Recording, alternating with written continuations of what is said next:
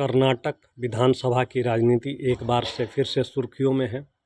दरअसल कर्नाटक के कुछ विधायक दिल्ली आए हुए हैं और बस यहीं से जो सियासी हलचल है वो तेज हो गई है कि आखिर ये विधायक दिल्ली क्यों आए हैं। कुछ लोग कुछ कह रहे हैं, कुछ लोग कुछ कह रहे हैं, लेकिन जो डीके शिव कुमार के समर्थक हैं उनका कहना है कि अगर उनका किस्मत साथ दिया तो कभी भी वो मुख्यमंत्री बन सकते हैं। इस तरह से एक बार फिर से कर्नाटक में नेतृत्व परिवर्तन की चर्चाओं को हवा मिलने लगा है।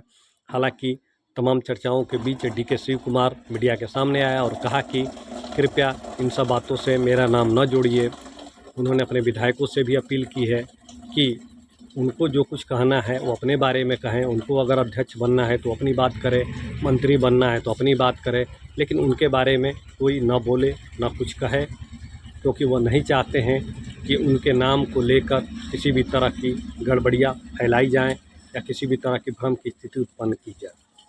दोस्तों, ये कर्नाटक की सियासत में पिछले करीब जब से नई सरकार बनी है तब से ये चीज़ें चल रही हैं।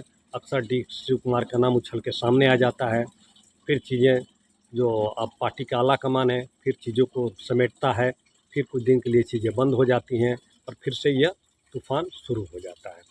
लेकिन इस बार जो तूफ़ान उठा है वो क्या रंग लाएगा ये देखने वाली बात होगी। भले ही डीके शिव कुमार इस बात से इनकार कर रहे हैं कि उनके पक्ष में कोई लबीबाजी हो रही है, लेकिन कहीं ना कहीं जब दिल्ली में विधायक गए हैं और ये पहले से सारी चीज़ें चल रही हैं तो कभी भी चीज़ें कोई भी रंग ले सकती हैं। हो सकता है कि बहुत ही जल्द कर्नाटक में नेतृत्व परिवर्तन भी हो जाए। हालांकि जो सिद्धरमैया हैं वो काफ़ी मजबूत है और डीके शिव कुमार भी कह रहे हैं उन्हें सभी विधायकों का समर्थन प्राप्त है। इस तरह की जो चीज़ें हवा उड़ रही हैं इस पर भरोसा न किया जाए। तो दोस्तों, देखना है, सियासत में जो सामने दिखती है वो होता नहीं है, जो होता है वो दिखता नहीं है। भले ही डीके शिव कुमार सारी बातें कह रहे हैं, अपने पक्ष में सफाई भी दे रहे हैं, लेकिन ये सियासत है, जो चीज़ें होती हैं वो कहीं दिखती नहीं है।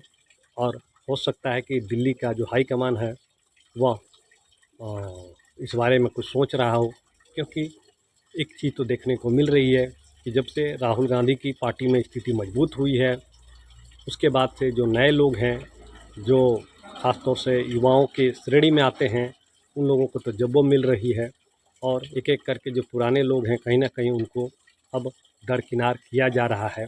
शायद ये प्लान के तहत ही हो रहा है, क्योंकि अब राहुल गांधी के साथ साथ प्रियंका गांधी भी जुड़ गई हैं और तमाम सांगठनिक चीज़ों पर बारीकी से नज़र रखी जा रही है। देखना है कि क्या कुछ होता है। इसी तरह पूरे टुडे को आप देखते रहिए, लाइक कीजिए, सब्सक्राइब कीजिए। नमस्कार, धन्यवाद।